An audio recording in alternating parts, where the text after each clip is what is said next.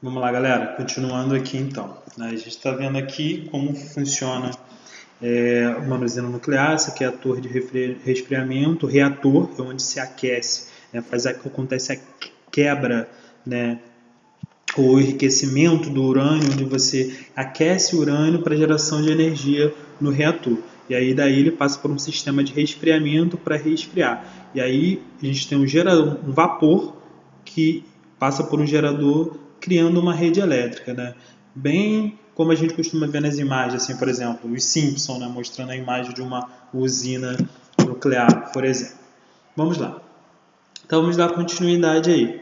A gente sabe que a energia nuclear é muito utilizada no mundo inteiro, né? Diversos países europeus fazem uso da energia nuclear. Ela, inclusive, é responsável, né, por 14% de toda a energia utilizada na Europa e 16% da energia produzida no mundo de uma maneira geral. Muitos lugares na Europa e nos Estados Unidos ainda utilizam essa fonte de energia. E eu tenho não só nos Estados Unidos, como também alguns lugares na Ásia, principalmente Japão, Índia, utilizam também bastante a energia nuclear. A gente tem um mapa aqui das usinas nucleares no mundo, a gente vê que a Europa é o lugar que mais tem, mas os Estados Unidos também tem bastante. Poucas aqui na América do Sul, por conta da geografia, né, os países sul-americanos utilizam muito a questão da energia hidroelétrica, né, e aí a gente tem aqui, das 3 usinas que temos na América do Sul, uma no Brasil, que é a usina de Angra, e outras aqui, uma na Argentina, outra no Paraguai. Tá? Então temos pouquíssimas usinas nucleares aqui na América do Sul. Tá? Dando continuidade. E aí, apesar da energia nuclear ser considerada uma energia limpa, como a gente falou, ela não emitir gases poluentes do efeito estufa, a causar aquecimento global, a energia nuclear ela pode causar grandes impactos. E eu estou falando impactos, né, mesmo sendo utilizada para fins pacíficos. Por quê? Porque a gente sabe que a energia nuclear ela também pode ser produzida para fins de guerra. A energia nuclear ela pode gerar a produção de bomba atômica.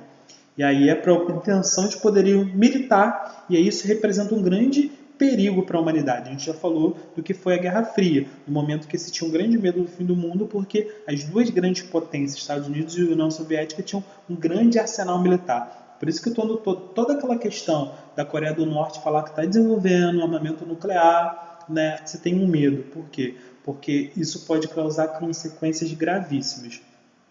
Né? Então, pode dar, além de poder destrutivo, contaminação do meio ambiente, do solo, da água, causar câncer, leucemia e diversas outras deformidades genéticas podem acontecer aí. E aí a gente tem um período histórico que a gente teve diversos, ao longo da história, acidentes nucleares acontecendo, lembrando, né, não estou falando uso de bomba, estou falando uso de acidente em usinas nucleares para geração de energia. O primeiro deles aconteceu na década de 50 do século XX, 1952, em Fall River, né, no Canadá, foi o primeiro. Depois disso, muitos outros ocorreram também.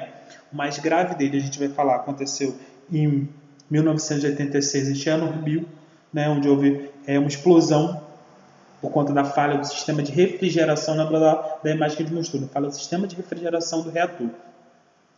E o mais recente aconteceu em 2011 em Fukushima, né, na costa leste do Japão, que foi atingido por um terremoto, em seguida de um tsunami, e aí isso abalou o reator. E aí houve vazamento de resíduos de radiação.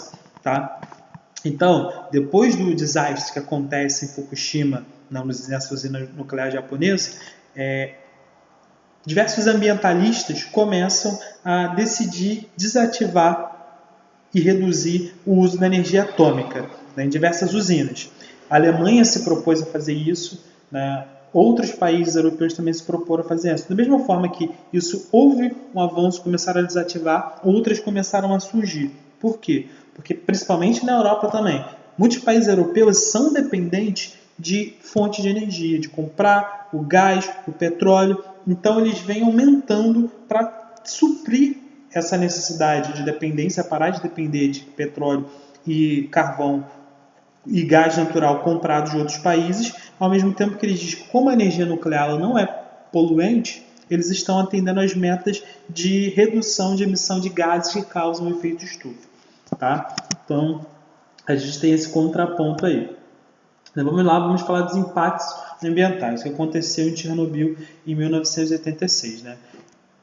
No ano de 1906, os operadores da usina nuclear de Chernobyl na Ucrânia, e aí nessa época é importante ressaltar que a Ucrânia ela pertencia à União Soviética, né? Eles resolveram fazer um experimento num reator, num dos reatores, o reator 4, e a intenção deles era observar o comportamento de um reator, né, nuclear, utilizando os baixos níveis de energia. Mas para que eles fizessem esse teste, o que eles iam ter que fazer? Desligar o sistema de resfriamento. Não só desligar o sistema de resfriamento, como outras quebras de segurança iam ter que ser feitas. Quebras essas de segurança que são consideradas indispensáveis. E aí foi nesse momento que uma enorme tragédia atingiu e se desenhou não só na Ucrânia, como no leste europeu como um todo. Né? Outros erros desses funcionários aconteceram aí, como eu falei, o sistema hidráulico de resfriamento da temperatura, né, foi desligado, e aí como eles fizeram isso, não houve a capacidade do reator de resfriar ele a tempo, houve a questão de ele superaquecer, não pôde ser revertido, e aí em poucos instantes uma imensa bola de fogo anunciava que teria uma explosão, e aí uma explosão rica em urânio 235, que é um elemento químico altamente radioativo, e aí a radiação se espalhou, né, e aí o ocorrido na usina liberou uma quantidade letal mesmo, de material radioativo, contaminando uma região por 30 quilômetros. 30 quilômetros foi alcançado por uma nuvem de radiação. E aí os níveis de radiação eram tão assustadores que vocês podem, para vocês terem noção, era 400 vezes maior do que a radiação causada pelo lançamento das bombas nucleares de Hiroshima e Nagasaki no Japão no fim da Segunda Guerra. E aí isso foi altamente contagioso o nível de contaminação. Tá? E aí, apesar de todo o esforço científico que revelou que a população que for atingida por esses altos níveis de radiação passaram a sofrer de uma série de enfermidades. Né? Não só eles, como seus descendentes, meus filhos que eles tiveram, passando a ter problemas congênitos.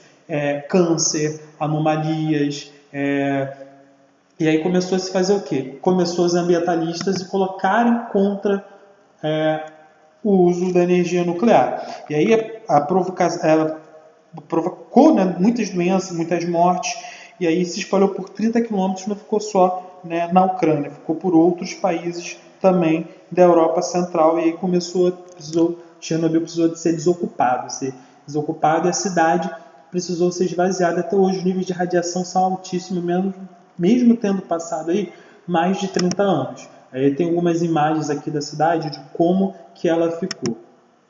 Completamente abandonada. Uma cidade, uma usina abandonada, uma cidade fantasma, porque os níveis de radiação são imensos. Não é possível viver naquela região. Vamos lá, vamos dar continuidade então. Vamos falar sobre outras fontes de energia, galerinha. Então, olha só. Por conta, né, da dependência de combustíveis fósseis, e não só a dependência de combustíveis fósseis, a dependência desses combustíveis aliados a questões econômicas, questões ambientais, né, porque tem aí uma meta de se reduzir, né, a emissão de gases que causam efeito estufa, e aí são o carvão, são o petróleo, o gás. Você tem buscado outras fontes de energias alternativas. E aí a Europa não consegue suprir a necessidade de energia. A gente sabe que eles exportam muitos recursos energéticos, principalmente o petróleo e o gás natural. E aí diversos países europeus dependem desse consumo desse material que é importado, e aí eles estão desenvolvendo tecnologia. Um dos maiores problemas da Europa é justamente essa dependência de seus fornecedores de petróleo e de gás, que em grande parte são a Rússia, a Líbia, a Argélia e países do Oriente Médio. Por exemplo, o gás russo, que a Rússia é grande produtora de gás, atravessa diversos países europeus, e alguns deles, como a Ucrânia, têm colocado barreiras, né, alfandegárias, barreiras comerciais e políticas para a passagem do gás para outros países. Então tem se investido cada vez mais em fontes de energias renováveis. E aí a revisão de políticas energéticas, de produção, né, consumo, vai tentar reduzir cerca de 50% a energia de combustível fóssil. E aí, preocupado com a dependência externa e com a poluição, que o planeta tem sido muito afetado por conta da emissão desses gases, né, pela queima de petróleo, de carvão, de gás, né, tem se desenvolvido fontes de energia renováveis. Entre elas, a gente tem a energia eólica, né, é uma das energias mais utilizadas atualmente nos países europeus. Né, atualmente, a legislação europeia é mais rigorosa, exigindo valores e limites para a emissão de substância poluente pelas indústrias. Né? Então, há normas para garantir a proteção do solo, da água, e disso o governo começa a fazer o quê? Investir em infraestrutura para a produção de energia renovável.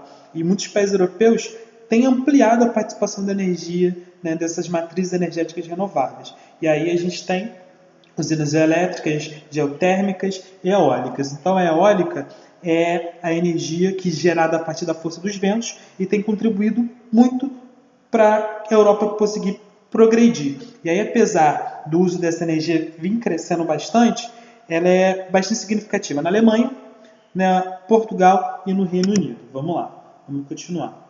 E a gente tem um parque de energia eólica. A energia geotérmica, que é produzida por meio do calor do interior do planeta, né, e se restringe a locais onde há fontes térmicas de geyser, né, onde você consegue ter uma falha térmica ali para tirar esse calor, como por exemplo acontece na Islândia. Então a energia vinda do interior do planeta, do vapor, aproveita para produção de eletricidade e de calor.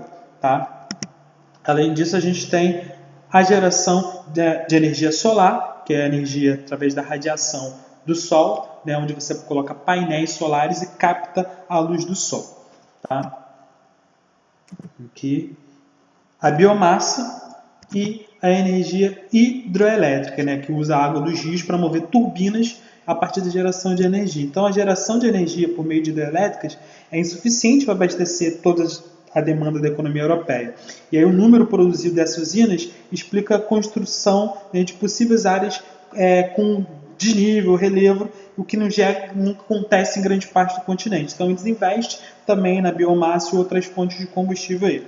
E aí, galera, o governo europeu anda bastante preocupado, né, com medidas a favor da sustentabilidade, reciclagem, entre resíduos sólidos, poluição do ar. E aí, em 2018, os países já reciclavam 80% do lixo produzido e 90% das emissões de chumbo no ar já tinham sido eliminadas. Tá? Então, essas são aí o tema 3 e 4 da unidade 3, que são uso de recursos naturais e conquistas ambientais que vem acontecendo na Europa. Veja esses vídeos quantas vezes for necessário e aí, qualquer dúvida, é só colocar a dúvida lá no Google Classroom. Tá? Abraço e até a próxima videoaula.